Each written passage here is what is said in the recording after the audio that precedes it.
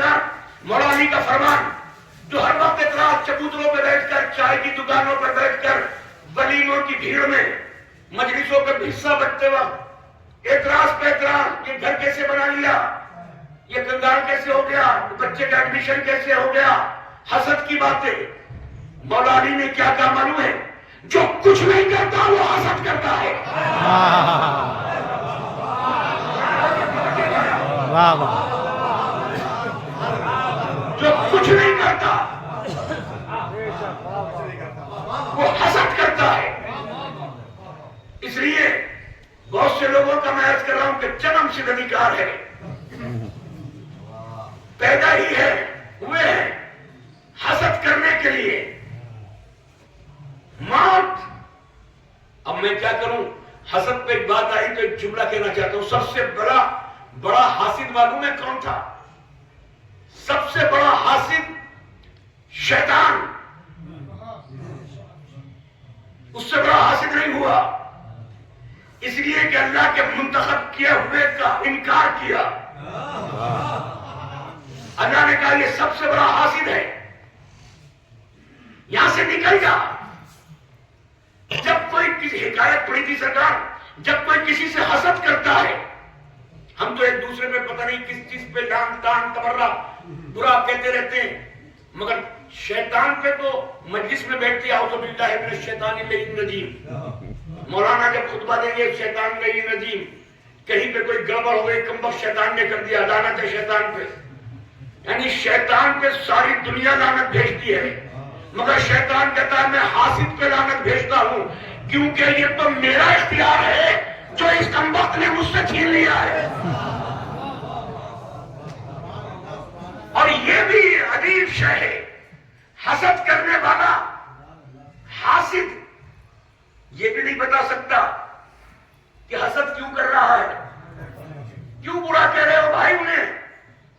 یہ نہیں بتا سکتا کہ بگاڑا کیا ہے، جب کیوں نہیں بگاڑا تو حسد کیوں کر رہے ہو، یہ بتا ہی نہیں سکتا. اور دوسری حاسد کی چیز یہ ہے کہ حاسد کبھی بھی سکون کی نیند نہیں سوتا، اور محسود جس سے حسد کیا جائے وہ ساری رات سکون کی نیند سوتا ہے، اسے کوئی پرواہ نہیں. جتنی بھی میڈیکل اسٹور پر نیند کی گولیاں کھانے کے لیے بکتی ہیں، اگر ان کے پیچھے تحقیق کرو تو جتنے حاسد ہیں وہی نیند کی گولیاں لے جاتے ہیں. ورنہ جس پہ اللہ پہ توکل ہے وہ بڑا نیند سکون سے سوتا ہے. آپ نے کوئی نتیجہ نہیں نکالا. میں تو منبر پر علی کے علاوہ اور کچھ جانتا نہیں. میں نے کہا ساری رات جو جاگتا ہے وہ حاسد ہوتا ہے، سکون سے جو سوتا ہے جس سے حسد کیا جاتا ہے. اب پتہ چلا ہجرت کی رات حاسد ساری رات جاگتا ہے، یقین کا شہنشاہ سوتا رہا. سلامات بھیجے نا محمد والے محمد محمد. واہ واہ واہ. كنا نخوض مع الخائضين، كنا نخوض، اور ہم اعتراض پہ اعتراض کرتے تھے. بس گفتگو ختم کی بیچ کی آیتیں چھوڑ رہا ہوں کیونکہ وقت نہیں ہے. حتی اتانا الیقین، یہاں تک کہ ہمیں یقین آ گیا. یقین آ گیا. کیسا یقین؟ زندگی کے شک میں گزاری؟ کہ یقین آ گیا. یقین آ گیا یعنی موت آ گئی. قرآن مجید میں کلام پاک میں موت کو یقین کہا ہے. فَعَابُدْ رَبَّكَ حَتَّى يَأْتِيَكَ الْيَقِينُ، اپنے رب کی عبادت کر، اتنی عبادت کر کہ تاکہ تجھے یقین آ جائے، یعنی موت آ جائے. موت کے آخری سانس تک عبادت کر، یعنی یقین موت ہے. موت یقین ہے. میں کیا کروں؟ کوئی بھی دھرم کا آدمی اس موت سے بچ کے نہیں جائے گا. کوئی بھی بڑی بگ پرسنالٹی، کوئی بھی امیر، کوئی بھی غریب، جھوپڑی میں رہنے والے سے لے کر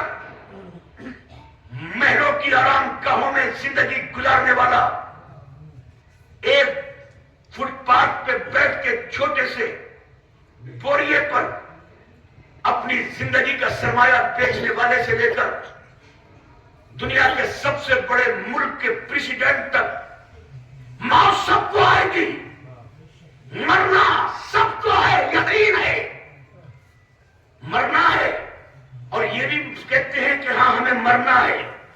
تو ایک جملہ کہنا چاہتا ہوں، کیونکہ لکھنؤ کے یہاں کے لکھنؤ نام لکھا ہے، لکھنؤ سے کم تھوڑی ہے، امروہہ کے پڑھے لکھے لوگوں کے سامنے ایک جملہ کہنا چاہتا ہوں۔ پتہ نہیں میرا یہ غزلیاتی جملہ آپ تک پہنچ پائے یا نہیں پائے۔ مرنا مجھے بھی ہے، مرنا آپ کو بھی ہے، مگر خبردار جب مجھے بھی مرنا ہے تو مجھ پہ مت مرنا۔ میں توجہ چاہ رہا ہوں،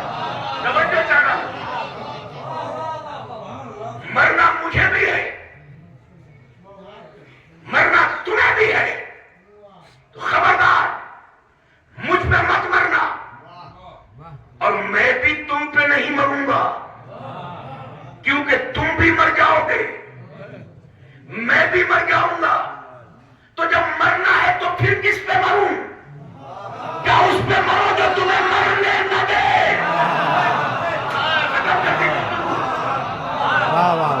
گفتگو ختم کر دیا آخری آدمی تک۔ نہ میں تم پہ مروں گا، نہ تم مجھ پہ مرو گے، تمہیں بھی مر جانا ہے، مجھے بھی ہار کے پھر مر ہی جانا ہے، اور مرنا ہے تو پھر کس پہ مروں؟ دنیا پہ مروں گا تو دنیا بھی فانی، اور دنیا پہ مروں گا تو ہلاک ہو جاؤں گا۔ پھر مروں کس پہ؟ کہ ایسے پہ مرو جو تمہیں مرنے نہ دے۔ یا اللہ ایسا کون ہے جو ہمیں مرنے نہ دے؟ کہ نبی کی حدیث نہیں سنی؟ الا ومن ماتا الا حب آل محمد ماتا شہیدا، جو آل محمد کی محبت میں مرا وہ مرا نہیں ہے، شہید ہو گیا۔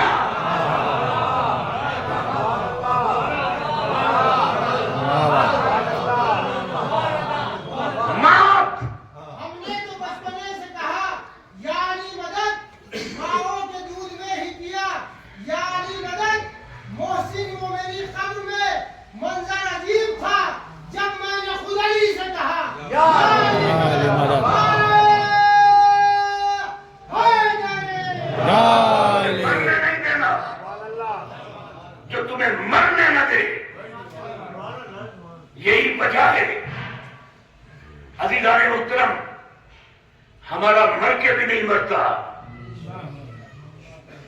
کیونکہ وہ چھوٹا سا دریا ہے، چھوٹی سی نہر ہے جو سمندر میں مل جاتا ہے۔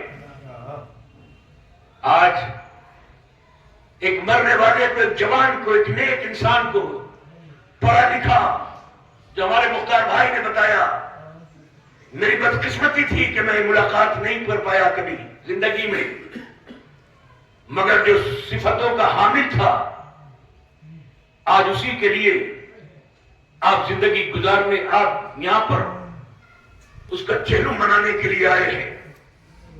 ایک جملہ کہنا چاہتا ہوں، دوستو عزیزو،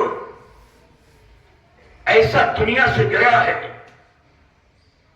ایسا اس دنیا سے گیا ہے وہ حسین، جس کا بھائی عباس، آج مختار عباس نقوی صاحب کے بھائی کا ماتم ہو رہا ہے، بھائی کی یاد ہو رہی ہے، بھائی کا ذکر ہو رہا ہے۔ بھائی سے زیادہ کوئی دنیا میں جانے والا نہیں ہو، بھائی وہ بھی عباس جیسا، اور دوسرا بھائی وہ بھی حسین جیسا۔ کربلا میں 2 محرم کو کربلا پہنچے، 7 محرم کو پانی بند ہو گیا، شب عاشور تمام کی تمام بیویوں نے عبادت کی، اور جب صبح عاشور ہوئی تو امام حسین نے اپنے بیٹے اکبر سے کہا، میرے لال ایسی اذان سنا جو میری بہن زینب کربلا میں سنے، اور تیری بہن سغرا مدینے میں سنے. ازادارو اذان سنائی علی اکبر نے. علی اکبر کی اذان کے بعد ازادارو تاریخ بتاتی ہے کہ ایک ساتھی ابا حسین کا چھوڑ کے جانے لگا. ازادارو اون و محمد چلے گئے, قاسم چلے گئے, علی اکبر چلے گئے, مگر جب عباس کا وقت آیا تو جناب عباس اور جناب علی اکبر میں, دونوں بچوں میں, دونوں بھائیوں میں اور بھتیجوں میں یہ طے نہیں ہوا تھا کہ پہلے جنگ کرنے کے لیے کون چلا جائے. مگر جب جنگ کرنے کی بات آئی ہے تو تاریخ بتاتی ہے کہ جناب علی اکبر آگے بڑھتے ہیں تو عباس پیچھے ہٹ جاتے ہیں, عباس آگے بڑھتے ہیں تو علی اکبر پیچھے ہٹ جاتے ہیں. اتنے میں 4 سال کی بچی سکینہ نے آواز دی, بابا ہم بہت پیاسے ہیں. حسین نے کہا عباس سکینہ کے لیے, چھوٹے چھوٹے بچوں کے لیے پانی لے آؤ. عزادارو سخا بن کر جناب عباس گئے ہیں. عباس جب مقتل میں گئے ہیں تو تاریخ بتاتی ہے کہ جناب امام حسین ٹیلہ زینبیہ پہ پہنچے. عباس میدان میں پہنچے. میدان میں پہنچ کر عباس نے چند لمحوں میں حملے سے فرات پہ قبضہ کر لیا. جب فرات پہ قبضہ کیا اور نہر میں پانی بھرا, تاریخ بتاتی ہے کہ جناب امام حسین ٹیلہ زینبیہ پہ پہنچے. برابر میں حضرت علی اکبر کھڑے تھے.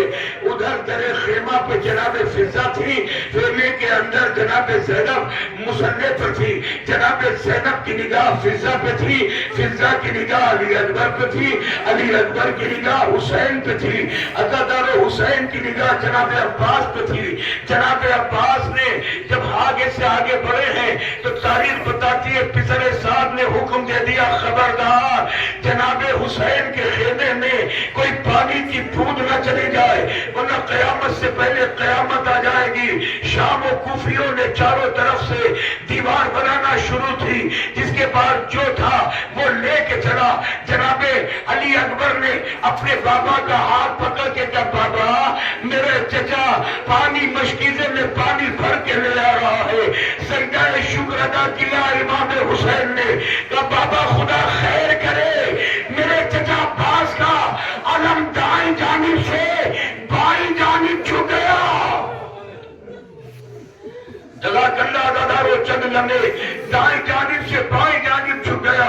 عزادارو پھر کیا ہوا؟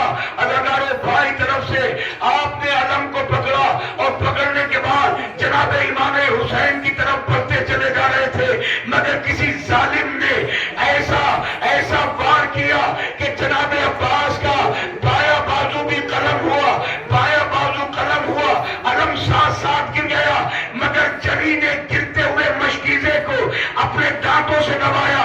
اب عزاداروں میں دو ذمہ دار ہونا اور ذمہ داری کے ساتھ منبر کی بلندی سے پڑھ رہا ہوں, علماء کرام کی موجودگی میں. عزاداروں کتاب کا حوالہ دے رہا ہوں, مسائل پڑھ رہا ہوں, کتاب کا حوالہ دے رہا ہوں. نام ہی اتنا آسان ہے جو ہم زندگی کے آخری سانس تک نہیں بھول سکتے. کتاب کا نام ہے کربلا. 11 علماء نے مل کر یہ پتلی سی مختصر سی کتاب لکھی ہے کربلا. یہ کربلا میں اسپین میں مجالس پڑھنے گیا تھا, بارسلونا میں.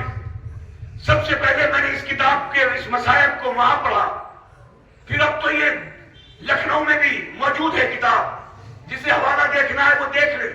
عزادارو اب معلوم ہے جناب عباس کے اس سے زیادہ سخت مسائل میں پڑھ نہیں سکتا, جو کبھی نہیں رویا ہو وہ بھی سنے. کتاب کا نام میں نے بتا دیا کربلا.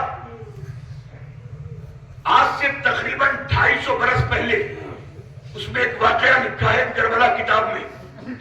250 برس پہلے جناب عباس کے روزے میں عراق میں کربلا میں ایک مولانا عالم دین تھے, سید علی قزوینی. وہ نماز پڑھاتے تھے. قزوینی صاحب کے پیچھے ایک ذاکر خطیب, اسے وہاں روضہ خان کہتے ہیں, وہ نماز پڑھتا تھا. ہر شب جمعہ جناب عباس کی مجلس ہوتی تھی. نماز کے بعد جب جناب عباس کی مجلس اس خطیب نے پڑھی تو جو عالم دین تھے ان محمد علی خطیب کی تقریر سن کر عالم دین ہی بے ہوش نہیں ہوئے, سارا مجمع بے ہوش ہو گیا. اتنے سخت مسائل پڑھ دیے. اس خطیب سے اس عالم دین نے کہا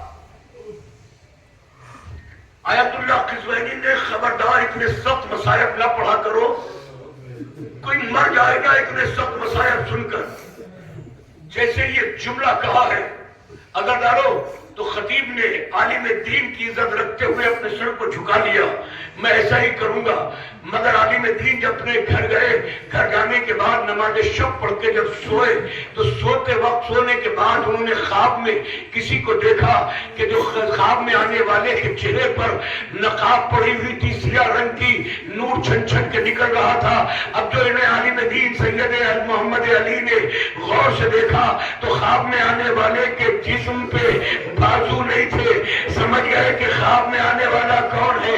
ایک مرتبہ ہے محمد علی تو ہمارا عالم ہے، تجھے نہیں پتا کہ ہمارے اوپر کربلا میں کیا بیت گئی۔ یہ چوک کے کہتے ہیں مولا کیا بیت گئی؟ کیا تو ہمارے خطیب سے کہہ رہا تھا کہ ہمارے اوپر ہمارے اتنے سخت مصائب نہ پڑے، دنیا کا کوئی شخص ہمارے مصائب کا احساس نہیں کر سکتا۔